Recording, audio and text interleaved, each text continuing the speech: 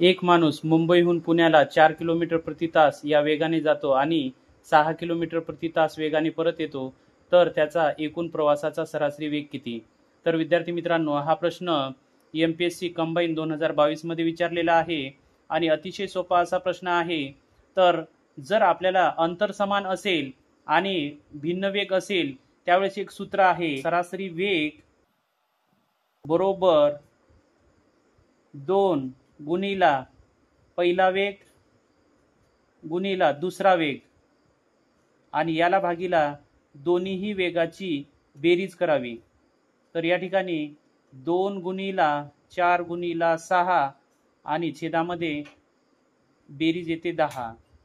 त्यानंतर 6 चूक 24 आणि 24 दुनी 48, 48 छेदामध्ये 10 आणि 10ने जर का भाग दिला तर आपलं उत्तर येते 4.8 किलोमीटर प्रति तास.